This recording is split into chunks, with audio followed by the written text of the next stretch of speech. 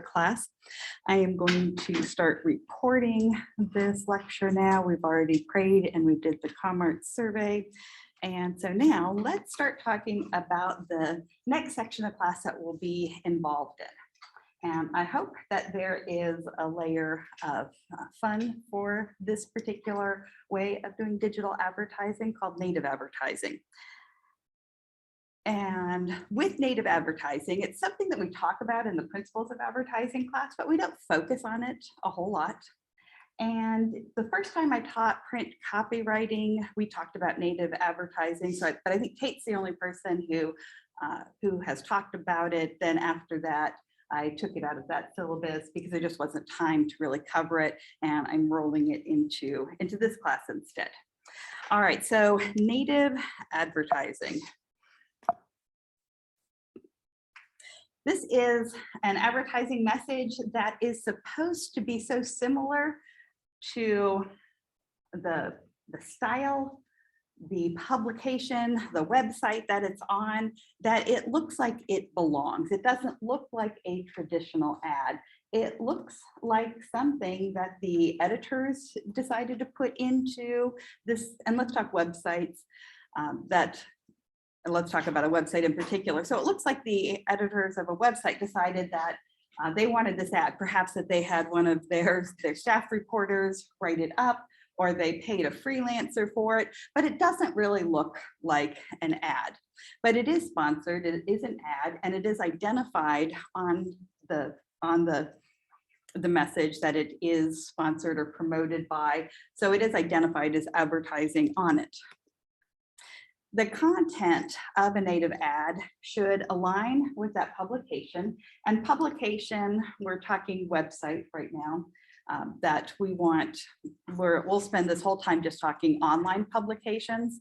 I mean, technically you can have native ads in a print magazine, but since we're talking more digital media planning and buying, then we're just going to talk online in here. So you want it to match with the style of that particular publication, so that website. So if we're talking a publication, if we're talking a website, these are places where people go to get really various ideas, things that can crop up in Google searches, and people can just kind of have fun going to it, have a short, entertaining article that they read. Maybe they'll take a quiz. So probably the most popular one is BuzzFeed. There are a lot of native advertisements that are on there. You also get other ones like Outbrain, and for most magazines that are online, so Forbes magazine, you can have native ads. You can have a native ad for Time or Newsweek. For a news station, you can place a native ad. And so you just want to make sure that it aligns with that publication, that it makes sense. So if we were going to be doing this native ad for the Clarion, it wouldn't necessarily make sense if we want to place it in Vogue, because that doesn't really align with college journalism, newspapers, and then a fashion magazine. So that wouldn't make sense. We also want the ad to have valuable information, the type of information that the readers of that publication, that website, normally read. We don't want it to be out of the ordinary, and we want it to be a high quality so that they want to read this particular ad that we're placing. And I'll probably use the word ad, article interchangeably throughout this, because when we say ad, we often think a display ad. And here, this looks more like an article that you've written than a display ad. So native ad should blend in with the organic. So again, it should look like it is supposed to be in this particular publication, this particular website. It should not look strange or fishy. So it should blend. In the United States, we have an important agency, the Interactive Advertising Bureau, the IAB, and we have a regulation that requires native advertising is clearly disclosed. So it is illegal to have a native ad and not identify it as being advertising. So the terms we often have: sponsored by, paid for, promoted by, paid promotion. And your publication will decide which of those, the website decides which of those terms they use, but those are the common ones that are out there. Other countries have different rules. In the United Kingdom, advertisers have to, quote, provide consumers with prominently visible cues. It actually has to be more explicit than it is in the US. So they want it to be even stronger. We have to identify it clearly in the US, but in other countries, you have to make it more noticeable. So most online publishers are magazines that have an online presence. So Condé Nast is the major publisher that has a number of magazines. They own Vogue, they own GQ, they have Travel Magazine, they have dozens of magazines. So Condé Nast is an important one that you can have your native advertising on. And then you have websites that don't have a physical magazine along with an online, like BuzzFeed or Outbrain. And they sell advertising space. Although some, like BuzzFeed, you don't have to, you actually can create a native, what will be native. And if we're doing more of an awareness type of thing as opposed to a selling, we're actually able to not pay for it. We can write, create, and place an article on BuzzFeed, and we can, as long as we are not going to be, as long as we do it properly, we won't have to buy the space. We can actually just publish it on there as content under our name. And you'll see, I'll give you some examples of how that works. And because we don't have a large budget in here, we're going to go that route. But then we'll also talk about, if we had taken it into the paid realm, what types of steps would we have had to have taken for it to have legally been required to be paid for and with the promoted or sponsored by tag. We'll pull back just a little, but I want you to have experience in this. So we are actually going, you're gonna actually sign up for a BuzzFeed content creator account, and we are going to publish it online. And just so you know, those online publishers, such as the magazines or websites, they often have their own in-house content studio, kind of a in-house ad agency, in-house reporters that you can pay to write your native advertising. Obviously, we're not going to do this, but it's a job that's out there. And if you know how to do a native ad, it really does put you ahead of most college students once they graduate or heading into the work world. So if you have something that's native to put in a portfolio to mention in an interview, that's going to be better than most college students. So this is a good thing to know. So let's get some examples. So first, I'm going to give you some examples of good native ads. So this one is in Forbes, and our headline, should you accept your employer's pension buyout offer? So obviously with this one, well, maybe not obviously, but what they want is somebody is doing a Google search to say, and they actually write something in the Google search like, should I accept my pension buyout offer? And Forbes would love to have this be one of those early returns on the first page of a Google search. And perhaps they're going to then pay for it through their Google Ads account and promote it so that it will be at least in, it could get organic reach, but it could also just be that they could pay for it and get the reach that way. So this looks like this could be just an online article.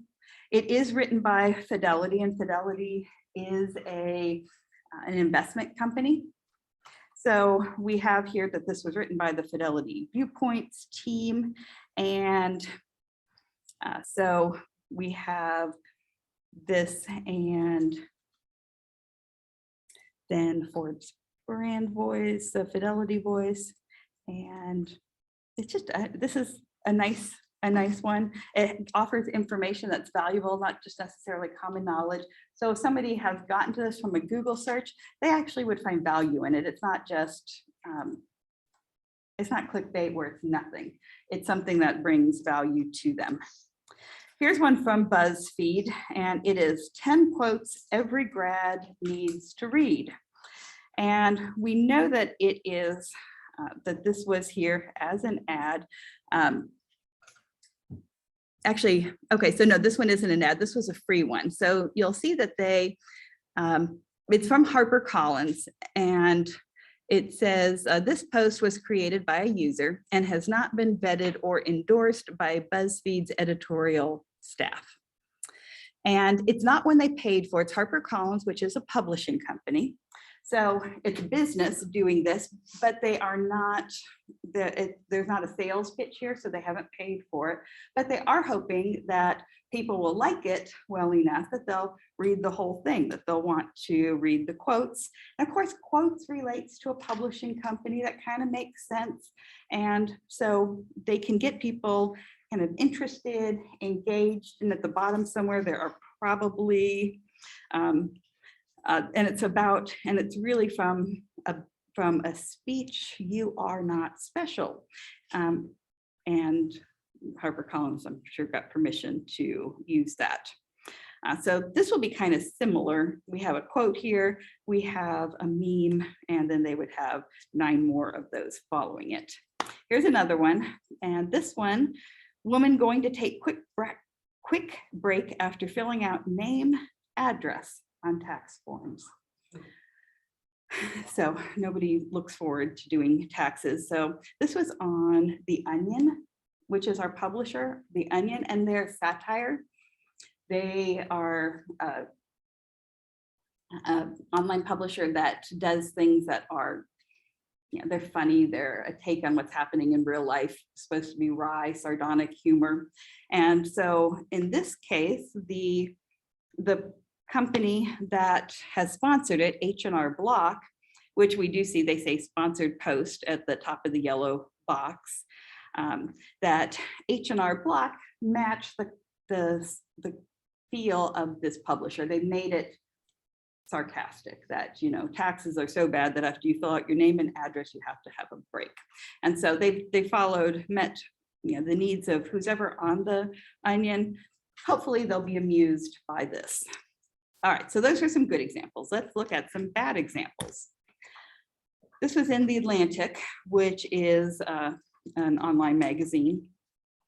And at the top, they use a yellow box, sponsored content. And Atlantic has a little thing like, what's that? So if you don't know that means it's a paid ad, you could always click on what's that to find out if you're just an average viewer. But here we have David Miscavige leads Scientology to milestone year.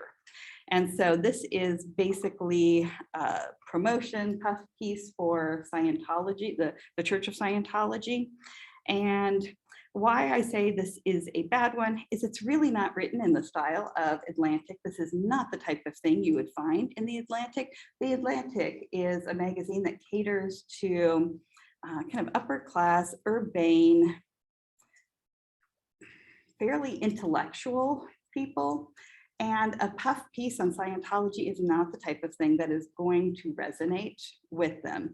Now, if Scientology wanted to do a good native ad, maybe if they had done an ad about the major steps one of their nonprofits had done, how many people have been helped with drug and addictions counseling, that type of thing, that might appeal, a more social conscious approach. But here, this is just a really poor match. This is sponsored content as well. So here we have how to transform into a total nerd babe. And so with this one, this is an article that was put in with if I remember correctly, it was a TV agency. They were running some type of a reality show called Revenge of the Nerds that was based on the movie from the 80s. It's like when I was in college, Revenge of the Nerds was out. But there's a reboot a few years ago that turned it into a reality show where nerds competed to become like king or something. And so this was based on that. And this one, it doesn't, okay, so we have the nerd thing, so that does seem to kind of match here. I'm not sure how well this fits with their content. They actually had a heavier male viewership for the TV show than female. And they start out with a quote from Dorothy Parker. Dorothy Parker was a famous, she was a jazz singer, I think, in the 40s or 50s. Now here, I'm not sure I'm completely right about that, but I believe she was. And men seldom make passes at girls who wear glasses. So they start with that, but it's just really odd. It just doesn't seem to, in my estimation, I don't think it fits well with who their audience should be, that they should be appealing to. Bringing in Dorothy Parker, it doesn't seem to fit well. Okay, let's look at some numbers of native ads. In 2017, native ads accounted for over half of digital spending, display spending. So over half of digital ad budgets were native ads. In 2018, they accounted for 60% of digital spending. And then in 2019, native ads accounted for nearly 63% of digital. And in 2021, they accounted for 67% of digital display spending. So it's going up every year because audiences are responding more favorably to native ads than they do to other ads. And so if you can see, if you're going to do something with digital advertising, because so much is spent with native advertising, this is a good thing for you to know about. So let's talk dollars. In 2017, $24.5 billion. In 2018, $32.9 billion. In 2019, $44 billion. And in 2021, $57 billion. So we have pretty sharp increases in dollar amounts that are being spent on native advertising. Again, just tells you that this is an important concept to know in digital advertising world as a part of media buying. By 2020, almost 2/3 of display ads went towards native ads. So what are some of the steps? If we are going to do native ads, what do we do? First of all, we have to choose the publisher. We have to decide, where do we want our content? Now for us, we are going to just choose BuzzFeed because this is one where we can have an account and we can publish content and get practice. We'll just hold back from the stronger advertising message so that it does not cross a line ethically into that it should have been paid for. We are going to choose content for the audience of that publisher. So BuzzFeed, we'll take a look at the actual audience, but it has a good audience for who we generally want to reach if we're looking at college age students. Then we have to write it, edit it, and so we have to write it, edit it. So let's talk about each of these. We'll break them down. So first of all, that first step with choosing the publisher. So we have to decide which online publishers make sense for, and here I say for one of your consumer profiles. In advertising, you've probably done this at least one of your classes where we've created a consumer profile where you have these prototypical consumers that you're trying to reach. In innovation and social media, we created them for the LEU Comarts social media accounts. And principles of advertising, we did it for Boohee. We had consumer profiles we worked with. And then if you've had the print copywriting class, we create them in there. I'm trying to think if there are other classes. And I'm sure in marketing, Thomas, you've had to create consumer profiles in the past? You're that prototypical, who would be your quintessential customer. Usually we have like often 3 to 5. And so we just want to make sure that our prototypical customer would be at this magazine, that we would reach them that way. You can always use Google in the case outside of this class to figure out who would be a good customer. So if you're trying to reach males, middle-aged males, you can just Google most popular website for males 40 to 55 in the United States. So you can just do that, find out what some of the most popular ones are, then you can go research them. You can always get information from there's usually advertising kits, media guides that tell you who's in their audience, how many they're reaching on a regular basis, so you can get information once you figure out kind of this overall, what are some good, might be good options, and then you can look at them specifically. Then you need to choose the content for the audience of that publisher. So what does your target audience in this publication want to read about? And since native advertising is all about offering value to the person who reads it, it's not a hard sell. It's not even a soft sell. It's softer than a soft sell. A hard sell is buy now, buy now. You know, offer expires in 24 hours. Soft sell would be more of a, let's consider buying this. This might be a good option for your life. This isn't even that. This is, here's something that you are going to enjoy reading. And oh, by the way, it's by a company or a brand that we want you to think well of. And if you want to learn more about us, hey, we have some links here at the bottom you could follow, but no big deal. Just enjoy the content. So it's not, when we write this, it's not exactly about your brand, just something that's peripheral to your brand that would be enjoyable to the audience. And we'll brainstorm. Actually, we could just brainstorm right now. So let's say we are going to be writing our native ad, which is native article, and we want to do something that will appeal to college-age students. And let's take two tacks with this. One, we can continue having a Clarion focus, a journalism focus, or we could also do a communication arts department focus. So if we want to try to reach college students and like college journalists perhaps, or college students or potential college students interested in communication arts, what types of things might this audience, or actually, let me go one more, Christian college students who might want to study journalism or communication. What types of articles might they want to click on BuzzFeed? And remember, we're not doing a 5 reasons why you should go to Lee. 5 reasons why you should write for the Clarion. That's way too specific. We just want things that will more generally appeal to them.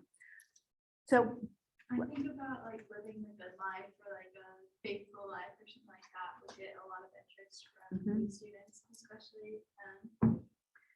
Yes, and so here we, and I'd say with this, we actually want to aim beyond Lee students. It would be something that if somebody's looking at a school and they do Google search, something like this could come up and it reflects well on the school in general. But something about, so when you say good life, faithful life, are you referring to Christian spirituality? Or like avoiding temptation in college or something like that. What do you guys think?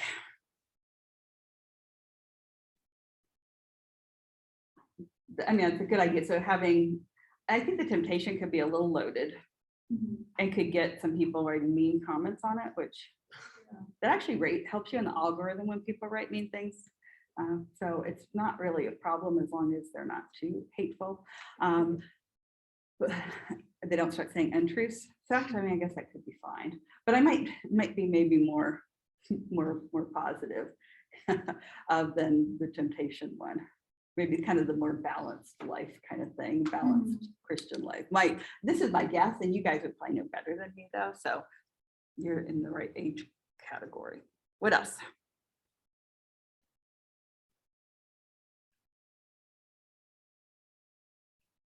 You could talk about like ways to know your spiritual life is, or like ways to know your college.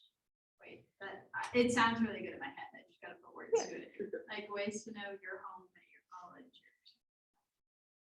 Ways to know that. Like when you're choosing your college. That way. To know, like when you go through the process choosing a college. Oh, okay.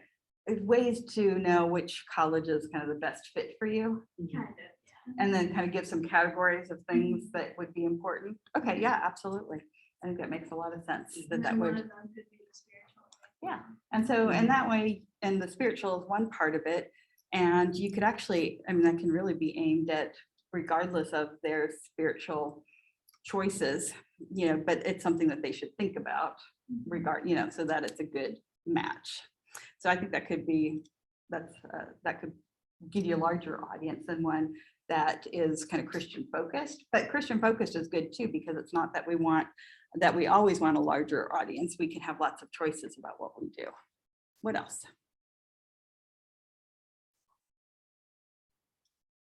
I think I'm gonna make everyone throw out one option, one idea, even if it's a horrible idea. I don't know, could you do something like just cool things to do in like Chattanooga, East Tennessee area, and then you can end it kind of with like, or cool things for college students / high schoolers to do in this area, and then it's like at the end it pulls to a university right in the center of all of it. Yes, absolutely. We could definitely do that. So that would be an excellent idea. So if people, because I'm always doing this when I go to a place, like the top attractions, what do you do in the outdoors? What museums do they have? So those types of things come up in searches real nicely. And so you can easily create content that way. And then, and there are a lot of regional places you can place content like that often as well, outside of BuzzFeed, that's pretty popular. So that's a great idea too. All right, what else?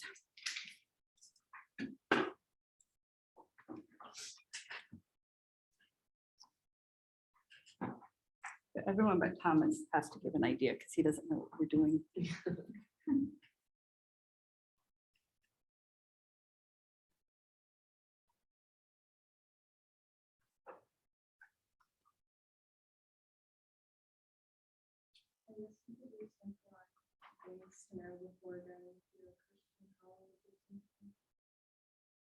Okay, yeah, absolutely. You can do that. Talk about things to pack as a first year freshman. Okay, good. I read so many blogs. Did you? Did you? And I think of this, like also think in terms of visuals when you're doing this. So like if you want to do things like, the top things to pack, as a freshman.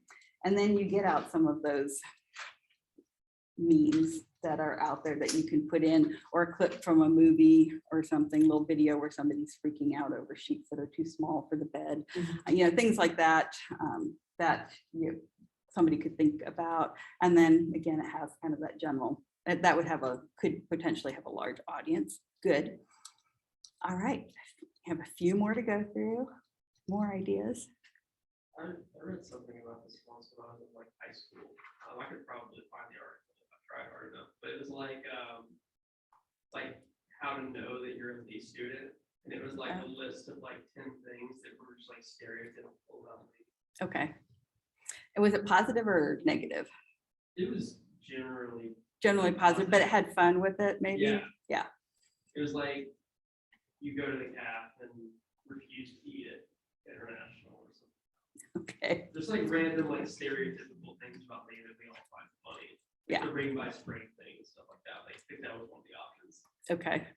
Could do that. And I might think that because we want to pull it slightly tighter would be, I would think, because Lee University might be mad if we did it about Lee in general, but about communication arts in particular. So then you get something like you eat flatbreads 3 days a week, 6 days a week.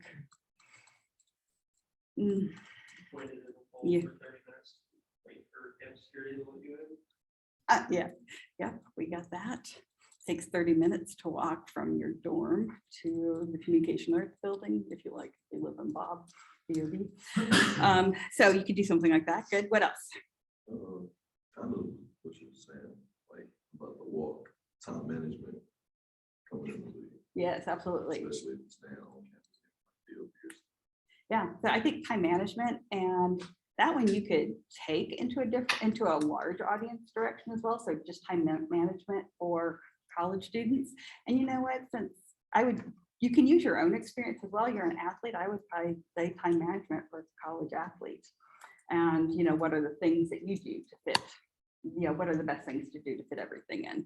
So again, those things could work. Good.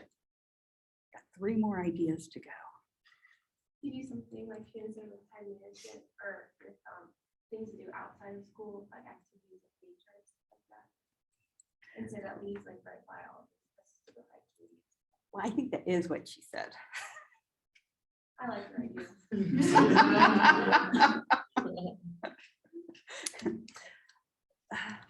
Yes, it's pretty much the same thing though. Can we pull it out, make it different in some way?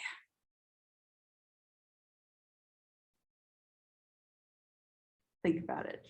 Isabel, Dariana. I was thinking maybe something that's like kind of stereotypical of Christian colleges of like, oh, getting engaged, you know, in your senior year and things like that, or like typical like Christian. I feel like Christian girls like on TikTok and Instagram and stuff have like a certain look to them and have a certain like style, kind of things like that, but like in a nice positive light, just kind of being like funny Right. and not being like, oh, some Yes. Christian girl.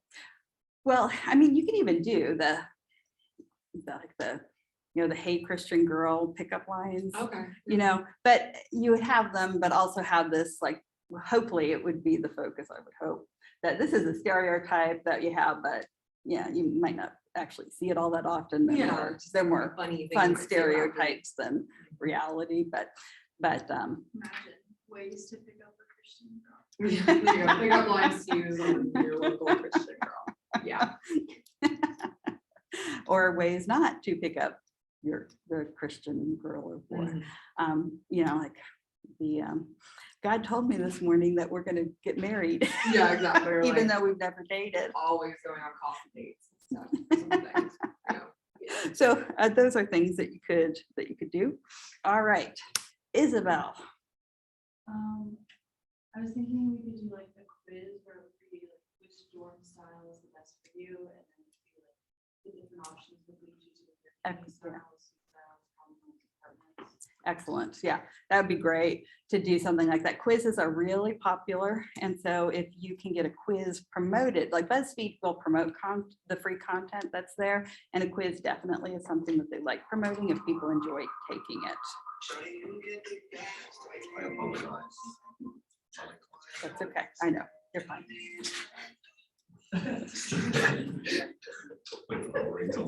Kind of low, chill. Okay. All right. Did you have any other ideas, Angie?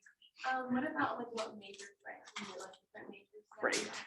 Yes, that's good. In fact, we should do that, and we should give it to our admissions department to give to students that want to be in communication arts, because there are so many times somebody comes in, they're registering for classes for the first time, like the day before classes begin, and they're a communication studies major.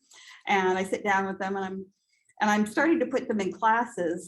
And then it suddenly occurs to me, I should probably ask what they want to do after college. And then they're like, I want to make films. I'm like, oh, you don't belong in communication. You should be cinema major, you know, or I want to work at a TV station. Oh, you're digital media. So I think we should make one of these and give it to our admission staff. Yeah. Going on to what Andy said, we could do like outfits, like each major. Yes, absolutely. So what's our kind of your prototypical advertising, Steve? I wonder what that would be. It's definitely not. The athletes don't get as much ability to follow. You're doing your classes and your training, so you don't always get to change. I know. There was a time back when I first came when shorts were not allowed to be worn to classes. Yeah, so I mean, that was like for a good 5, like it probably changed in 2012. Then I got here in 2005, it's a really long time. And so like our runners are really upset for the morning classes because like they've just gotten, and sometimes other sports too, they had early morning practice or were lifting weights and stuff and had to come straight there, and they weren't allowed to wear shorts, but they would get mad at the tennis players, the tennis females, because you had skirts, not shorts. So you could wear a skirt. You could wear the skirt. We actually didn't have a length requirement. So So it's like the tennis where it's a sport, I guess. I don't know what you call it, but yeah, but they'd be mad because the tennis women didn't have to change. It was just funny random. All right. Okay, so some examples. If your client is advertising a body lotion, your native ad might be about how to avoid toxins in beauty products, the evolution of skincare from ancient Rome to now, Cleopatra's beauty routine with shea butter. So again, it's not about your client's product, but you will mention your client somewhere in there. Then we write it.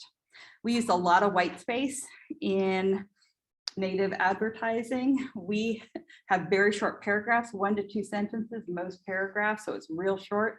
And when people look at it, we don't want it to look like this would take some effort to read. We want it easy and effortless. Paragraphs focused on a single topic. We're not going to be combining ideas in a paragraph. And we hyperlink additional information to avoid page clutter.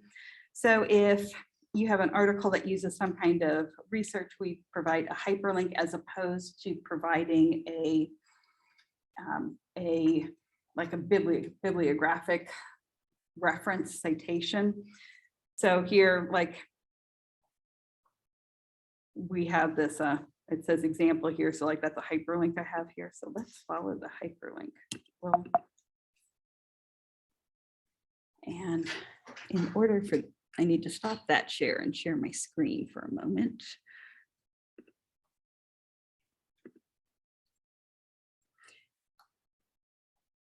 All right, so if you look at this one, this is from AdRoll, but you can see how on here, if they cite something that another organization has researched and discovered, so like consumers look at native ads 53% more frequently than display ads. Instead of putting, in parentheses, the source, they just hyperlink it. So if you're curious, you can just go straight to that hyperlink. So we hyperlink to make it much easier to read.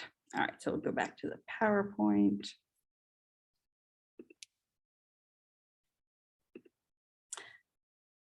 Actually, that's not the PowerPoint.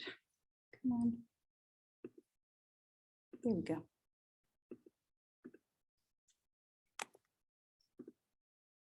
And we also use short sentences, short, punchy sentences. We don't want any sentences that are like 3-4 lines long. And we use headings and subheadings. These are things that can be indexed by the search engine. The whole thing can be by the search engine, but a heading is going to have more prominence. So whatever terms we think our audience might be punching into Google, those are good ideas for headings and subheadings. And it's hard to see here, but that bottom one says use, quote, you, unquote. So we want to kind of appeal directly to the person who's reading it. So, which communication major are you? And things you should know about outdoor activities in the greater Chattanooga area. So we use a lot of you in there. Best practices. In general, when you are actually paying for it, as opposed to, we are not going to be paying because we're going to back off just that little bit so it can be free content. But if you are paying, native ads are best if they're dynamic, which if you think about, so dynamic means that how they look and are configured are going to change based on the person, that user who's viewing it. So this is like what Facebook would do, and it would say, enter up to 5 headlines and 4 pictures and 3 descriptions, and Facebook would decide which of those to use. That's what dynamic is. So you have some options, but the online system, the AI, will decide which is best for that particular user. And the dynamic ones usually have better responses. So native ad, so we want that. So you load the various elements in a publisher's site and they'll arrange it to match their style. You can also pay an agency to do this for you, or you could get a job as this yourself and you arrange that you do the arranging yourself. You can be hired as somebody who does this as well. All right, so let's talk about images because native advertising is best if we have good visuals with it. Makes it easier to read, keeps interest, keeps it in an area that people enjoy it, which is enjoyability is a major part of native digital advertising. So a couple things we know, lifestyle images outperform infographics and standalone product images. So let me give you an example here. In a second. So you want to use images that show your product in the context that it's being used. All right, so this is from a study with Triple Lift in which they did a set of ads. They had 3 different pictures. So one was an infographic, then we had the product in a lifestyle shot, and then we had the product just by itself, a standalone product. The infographic and the standalone product, people did not like that. They liked the lifestyle shot where you could see that little coffee table in a living room and they can kind of, it's more pleasing. And I think if you look at that, pretty obvious which one would be more appealing if you were going to look at something. So if this was going to be in a native ad that talked about trends, 2022 trends in home decor, and we're talking gold accent pieces, better to have it that way. We don't want to have text on images. Sometimes people will take a photograph and they'll incorporate text on top of the photograph. And that is a problem, especially if you are doing things dynamically, because your photos have to be resized in some cases. And that resizing means that some of your text that is directly on top of, it's integrated with the photo, it might not work. So just keep your images text free. Just don't do any writing on your image. And we just limit the text to headline and body copy. So look at an example. So here we have on the right where we have the image, and below we have the headline, seek higher elevation, plan your trip today. And then we have where they wrote on the photograph and it had to be resized. And if you were doing it manually, you could resize it by cutting off a little bit of the sky, but the AI doesn't, it doesn't know that. So it just cut off the lower word. So that makes a much less effective ad. So don't do that. Focal points. Ideally, the focal point of an image should be centered for native advertising. In other types of advertising, we can have what's more of a split focus, and I'll show you an example in a moment.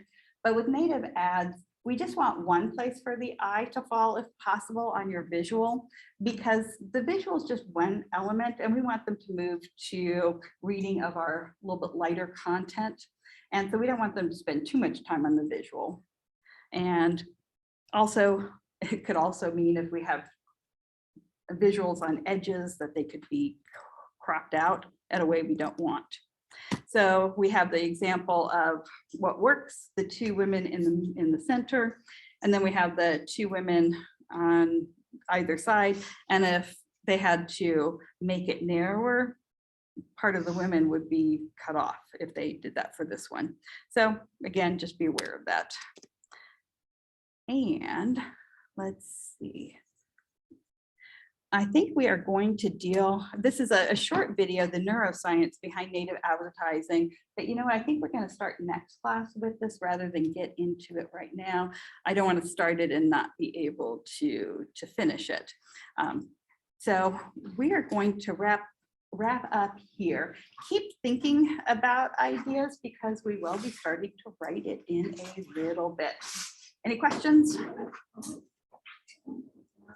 All right, I hope you guys have a great day and I will see you next week. Oh, and don't forget to be working on your paper for the Facebook ads. All the results will be in, I think, by the end of today. I think we had one ad that was running through to the end of today.